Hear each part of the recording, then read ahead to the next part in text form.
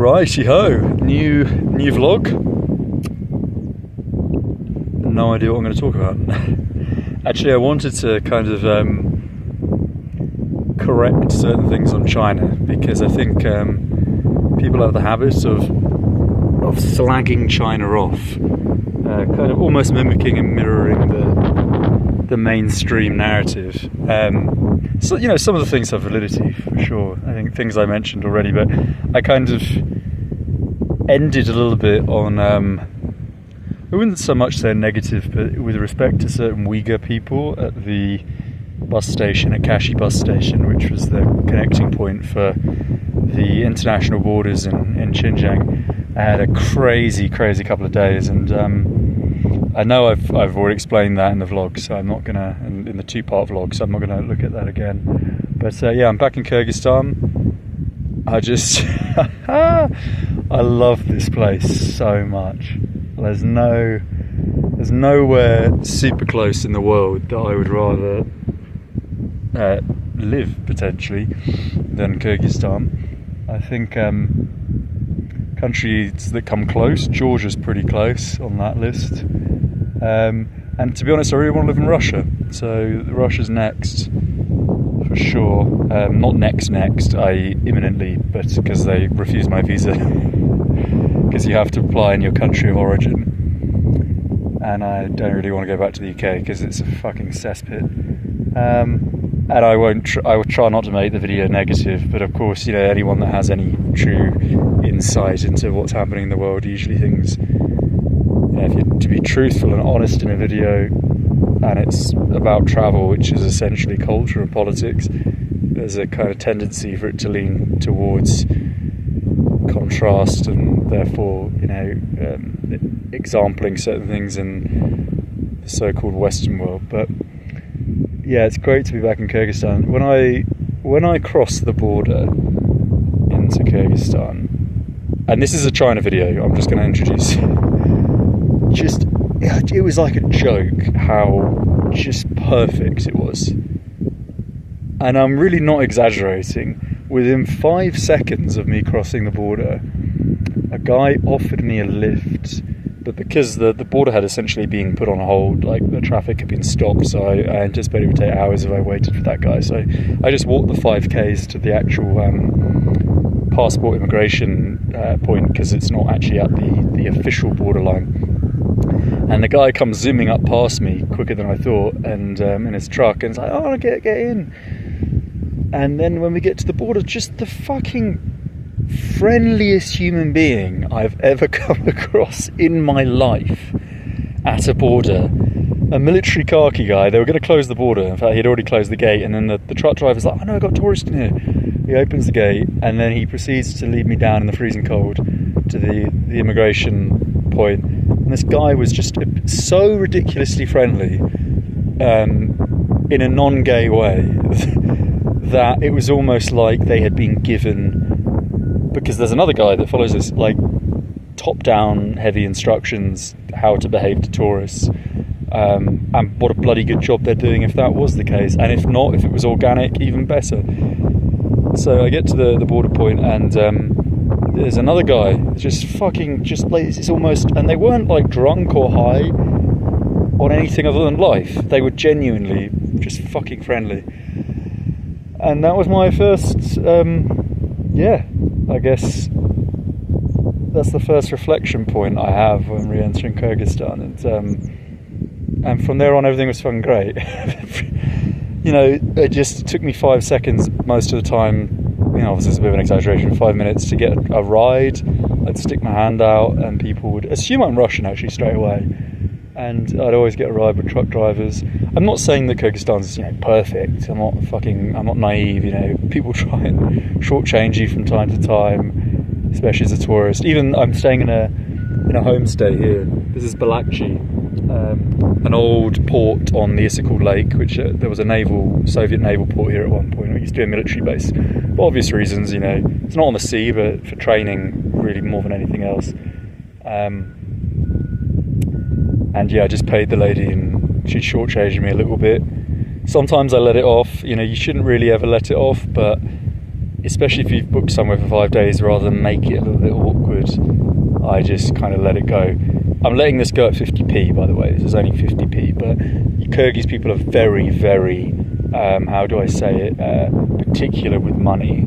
You know, not just Kyrgyz people, you know, they're very money orientated. So, for example, if I was to shortchange someone by even 10, they'd be like, whoa, look, this is the actual official calculation, it's exactly this amount. But then when it's the other way, usually it's like, oh, we can take a little bit from this guy.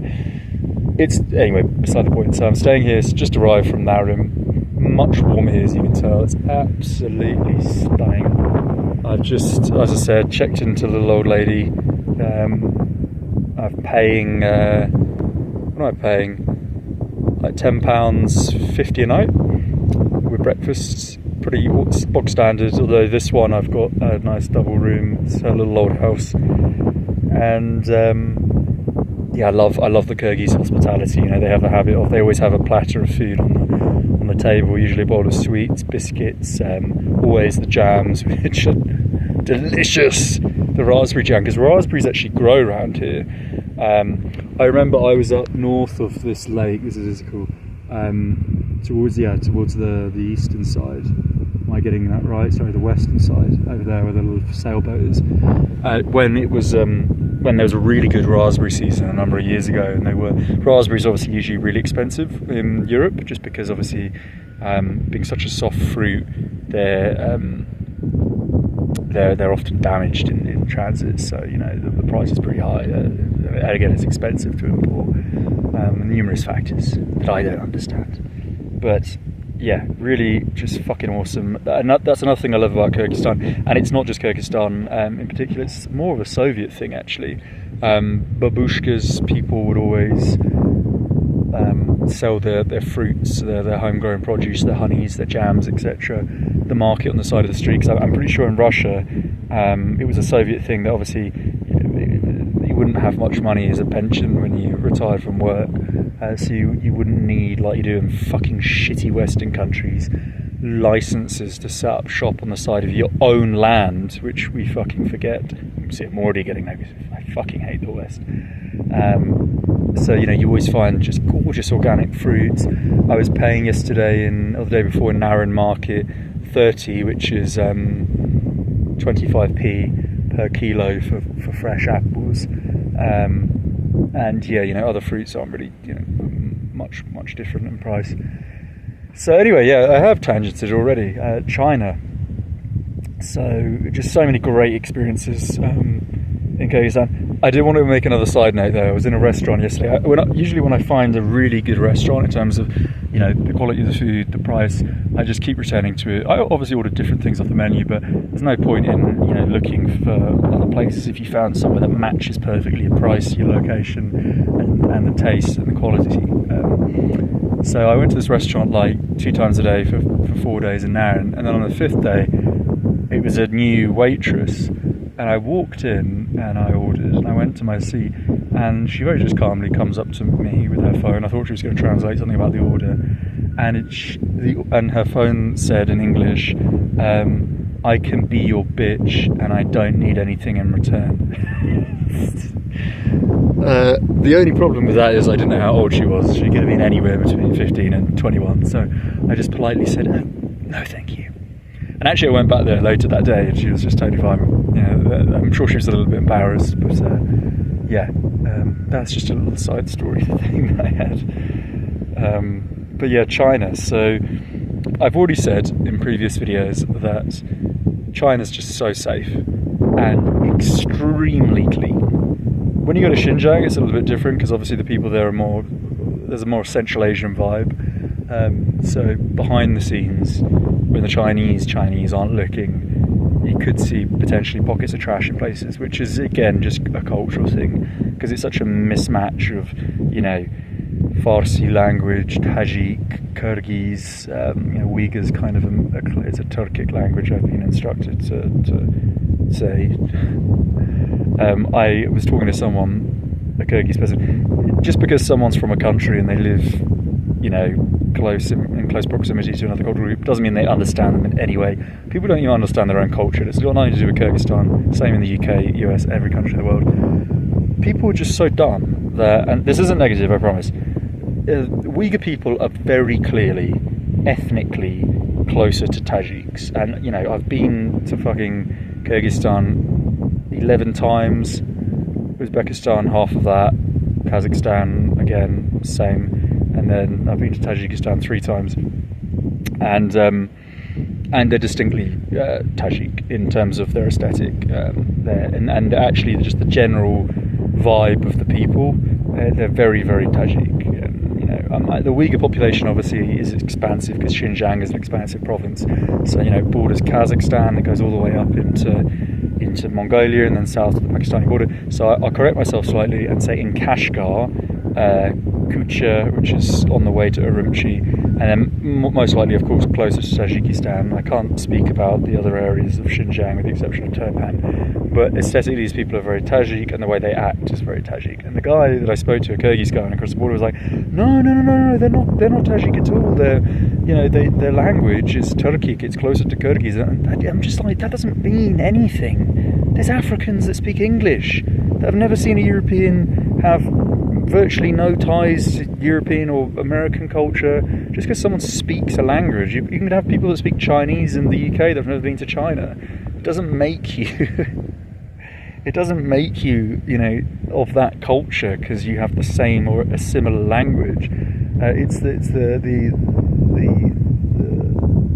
genetics, the ethnic group, the cultural traits and rituals, you could say, which are more important. So these people were very Tajik, and I don't have anything super against Tajikistan, but for sure it's the rougher of the central stands. You know, Uzbekistan, Kazakhstan, Kyrgyzstan, even Turkmenistan I've not visited, but I don't imagine it's rough because it's very, obviously, got to be careful with what I say because I want to go there. Strict, I should say. But yeah, Tajikistan's very, very rough, and even Afghanistan has more etiquette. And yeah, the people were really scammy and aggressive straight off the bat in the bus station, which is usually a good reference point if you want to judge the let's say the lower bracket of society, because a lot of rough people, a lot of kind of what's the word? There's a word, wheeler and dealers. A journalist once said that to Harry Redknapp, the football manager, and the guy went apeshit on TV. So if you want to watch a good YouTube video, type in Harry Redknapp, wheeler dealer, journalist on YouTube.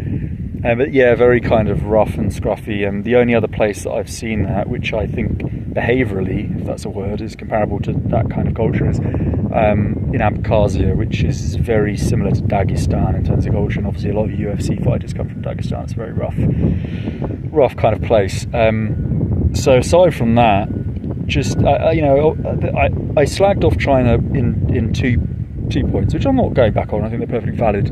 Firstly, the first point I still don't understand, and in some cases it might be due to the weather, the climate. It was winter, it's off season, but I travelled all the way from the Vietnam border over land via various places to Xinjiang and across into Kyrgyzstan, and only on a handful of days out of 30 did I see the sky. And everyone might say, well, it's because of pollution. Often it's people that have never actually visited China. It's got nothing to do with pollution. I've been to some of the most polluted places on earth: Ulaanbaatar, New Delhi, been to Bangladesh. India has pretty much every polluted city in the top 150 globally, and you see the sky and it's blue. It's like it is now. Look at this. It's crystal blue. In China, it's just this fog, this weird mist all the time. Even when the sky's blue, it's not clear. And it's very disturbing because actually all the big cities that I went to, when you compare, and you obviously acknowledge the fact they're huge in terms of population, you compare them to similar or even larger sized cities in other parts of the world, it's just no pollution. It's just not busy at all. Most vehicles are electric, all the little bikes are electric. It's not like, Kathmandu, which is fucking awfully polluted. Or any kind of, Indian, Bangladeshi city where everyone's just chugging away on diesel bikes, petrol bikes, and you're, lowering your life expectancy by a week every day. You still see the sky in most cases, but China, everywhere, just fog, and it's fucking depressing. Not seeing the sky is depressing. And it's the kind of communist, I know it's not a communist country, but it's the mentality of creating affordable, quick, efficient infrastructure projects where everything just looks the same. You know, you go to a city thousands of kilometers away from another, and every piece of architecture is just, you could be anywhere. It's just, for the most, not everywhere in China, I'm not saying everywhere, but from my experience this time around, everywhere was just close enough that there was nothing that really drew me. You know, I would never live there for that reason. It was just really monotonous. And I am going to move on to the positives. I promise this wasn't a negative video. But that was the first factor. And then when I get to Xinjiang, obviously different vibe from the rest of China. I was being constantly followed by police. You know, all these kind of clickbaity YouTube videos you see of these wankers who are just kind of looking for trouble so they can get a million views and get their paycheck. They are cunts. They are being wankers in how they exaggerate. But you know, every hotel I checked into, pretty much the police were waiting for me, or they'd show up later that day. I was being followed pretty much constantly if I walked around the city for any extensive period of time. Just pictures in your face, all that kind of stuff. And never once were they impolite. There was some sort of like ignorance in cases where, you know, the guy was being what I would consider fucking rude, but not intentionally, so I let them off. Everybody was polite in China, and here we're talking about the positives. Just not only were people very polite, but I really was surprised pleasantly by how I met a lot of alternative Chinese people who weren't necessarily part of the kind of affluent crux of society, because often, you know, people that have, let's say, experienced the Western world or other areas of the world that are of a middle class disposition obviously have ample opportunity to broaden their horizons, and therefore usually it's synonymous with wealth in non-typical Western countries, that you find kind of different characteristics. But that wasn't the case. I really saw a lot of smiling, happy, bubbly people. Obviously not as much as the kind of cultures of the Mediterranean or actually, to be honest, most places in the world. The only place where I would say people are, let's say, quite I don't want to say devoid of character, but I feel like I have to, because I think, you know, you have to make comparisons objectively. And, I do think there's less character in China because people just fucking work all the time. It's such a competitive society that you're often going to 7-Elevens and people will be sleeping at their job. And it's somewhat like Japanese culture that's seen as better. It's better to be working longer, even if you're not actually working. Just being there is classified as working. So in Japan, for example, you're expected not to leave work at the hour that you're paid officially. You're expected to stay. And if that means sleeping at your desk, it's still considered a positive because you're putting in the hours and that's what matters. But Chinese work so hard. They work so hard. I don't think places like Japan and China can be topped anywhere else in the world for work ethics. People really work hard, and I think they do a really good job as well, to be honest. You know, the amount of infrastructural projects that you see, that the standard is high. You know, everyone talks cheesily about China being, you know, kind of cheap and everything's kind of cut price. It's a cutthroat environment, right? You know, the quality is just not there. And okay, maybe it's not like high-end, you know, German, atypical kind of, you know, the stereotype of German kind of infrastructure. But then something in Europe would take decades to do, and in China the same project would take probably take a fucking day. And I'm not joking. Like, the stuff that they put out is unbelievable, and the standard is just phenomenal. And again, it's one of those things where everyone thinks of Japan and Korea and Taiwan as places of, you know, technological advancement, and I think they had their peak in the 80s. They were at the forefront when places like China were still, you know, sizably backwater in rural areas. But now, of course, China has developed right up until current technological advances. So everything is just brand spanking new in terms of the tech. You know, places like Shenzhen, they've got fucking Amazon drones delivering people's packages in the sky. It's like, what? Imagine if you had that in the UK or the US. Someone would fucking throw a rocket at it. Someone would steal the drone. Someone would steal people's packages. People would follow the drones and steal people's packages. China's so safe. People were very polite, even politer than I thought. And I took the cheapest trains. I took the hard seats, which is like super working class, kind of like third class trains, and yeah, they were busy. There were standing seats as well. Standing seats. Sorry, that doesn't make sense. Well, actually, I think they're referred to as standing seats in the app. But yeah, standing positions when seats are sold out, you can, and they're not cheap at the same price as the cheapest seat. But when they're sold out, you can board the train and then just take whatever seat is available between stops.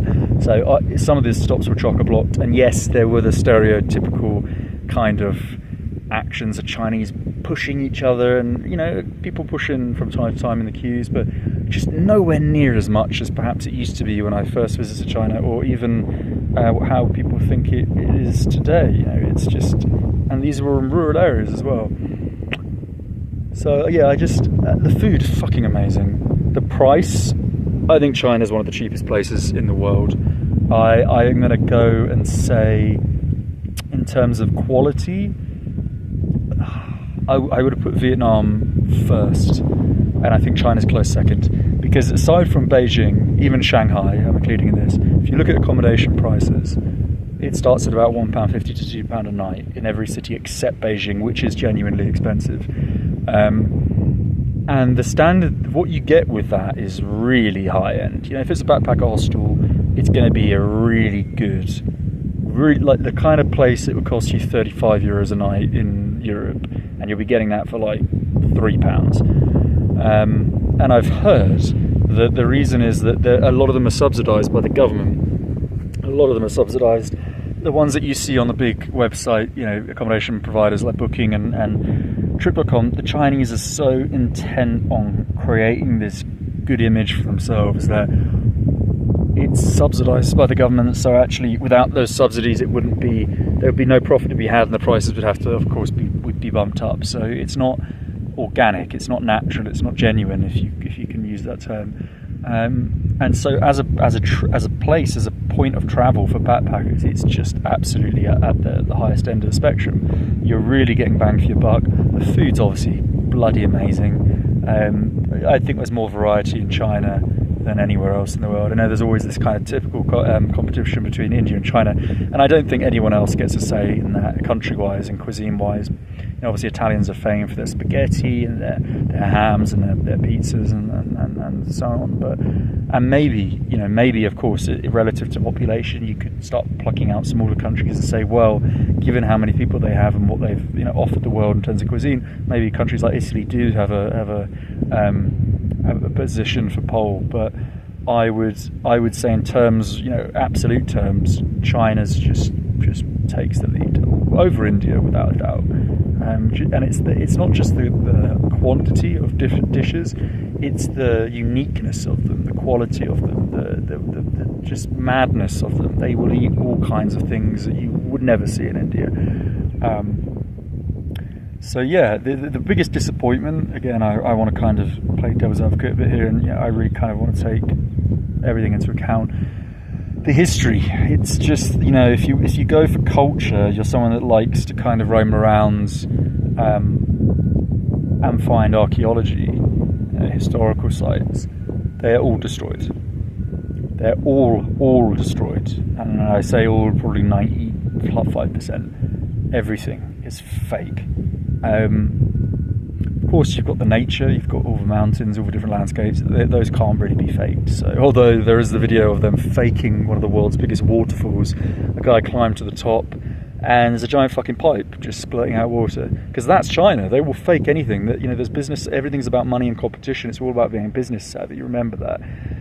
So when it comes to kind of archaeological sites, they just see it as see the profit incentive there, and they just fucking knock everything down. It doesn't matter if it's 2,000 years old, 5,000 years old.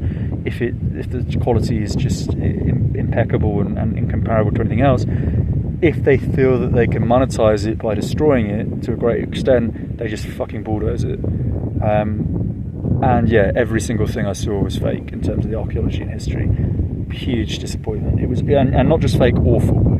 Like, everything was made into a Disneyland. It was fucking shit, and I really mean that. Only at one place, one little mosque, which had still been heavily restored, was was worth seeing. And again, my standards had been lowered so much to that point that, you know, that kind of thing that I was like, oh my god, this is amazing, would not even be something I'd visit in, say, Europe, because we have so many gorgeous options available to us.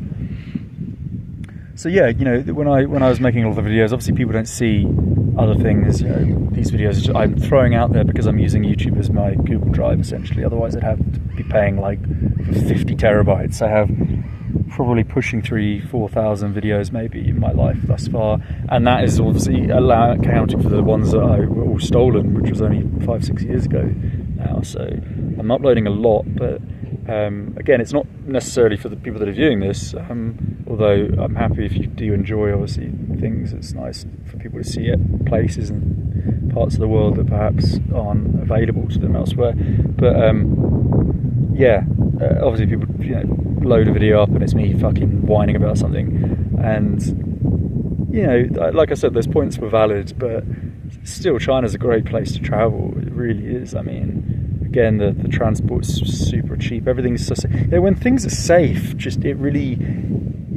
you're able to do anything. You know, safety is such an important thing that I think a lot of people overlook. You know, I can't walk through fucking Rio or Sao Paulo in any area. I've walked through Rio and Sao Paulo last year for the carnival and all through places in South America. I was kidnapped in Bolivia. I was robbed or had attempted robberies on me 3 times in one day in Rio. Fucking taxi driver at the end of that day, after I was hit in the head with a hammer and punched in the face straight after, tried to charge my card 3 times for around $1,000 each time, whilst looking me in the eye and being seemingly the nicest person. It was actually a female as well, which is crazy, driving where I was going out at like 2 a.m. as a female driver in Rio. So, you know, you just couldn't do what you do in China. You couldn't go as far off the beaten track as you want, pretty much. If you're allowed to go to those areas without permits, by all means, you should. Nothing's going to happen to you. No one tried to scam me.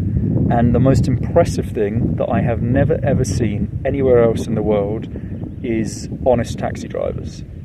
I never take fucking taxis anywhere in the world. Not the UK, the US, anywhere. I would never get in a taxi anywhere else in the world. Not for safety reasons, it's because they always fuck you. If they can't use Uber or one of these kind of modern ride-sharing, ride-hailing apps, it's usually because they want to fuck you. Otherwise, if you've got your engine on as a taxi driver and you're sitting in one of these fucking long-ended queues for 4 or 5 hours to get a ride when you could just be on a Uber, okay, you're making less. You know, it's not, you know, by the meter, but you've got constant, consistent work, and it shows you've got the ethic to be out there, kind of trying to make money for your family. So sitting on your fucking ass, chain smoking with your fat, overweight buddies, you know, they're all fucking you. That's what they do. Taxi drivers everywhere, the UK, Kyrgyzstan, the US, Brazil, wherever, they're wankers. If you're a taxi driver and you don't use a ride-hailing app, for the most part, not all of you, you're a fucking wanker. And I really mean that. They're absolutely the trash of the planet. In China, however, no. Never once did someone try to screw me. And crazily, like, there's so many situations in China where they're so efficient. You know, I have a taxi app, and this just could be because they wanted a foreigner out of their car. Although I doubt it, because why would you stop the car in the first place for a foreigner? But so many instances, like my ride would be, say, 11.1, and I'd get out at 10, and then I'd start looking in my pocket for the extra one, and the guy would be like, no, they just want you out the car so they can get the next fare. And, you know, the extra like 60 seconds of you fumbling around for potentially a small note and then not being able to have change, because they're so honest. Genuinely, Chinese people just came across as so honest all the time, always perfect with the change, always making sure that, you know, the transaction was as it should be, you know, down to the T. And again, like I've given an example to you, they're even willing to let money go if it's more efficient to do so. So yeah, I just wanted to wrap up then. I'll make this 30 minutes and really say that, yeah, I had obviously a really great time, exciting time in China. It is exciting. It's a great time to go. All the visa policies have literally been changed in the last couple of months. Everything is so accessible. One of the biggest apps for travel booking is obviously Trip.com globally, and it's a Chinese app. So in China, it's the place to be, place to go, and everything is so easy accessible. Obviously the technology with the WeChats and the AliExpress and the QR codes, it makes everything so much easier. And because everything's easier, you can squeeze more into your day. And I really just want to say, obviously China's got a lot of things that I don't like, absolutely. But would I go out there 100%? And I really recommend people to go there now, because it's really opening its doors. So I'll leave it at that.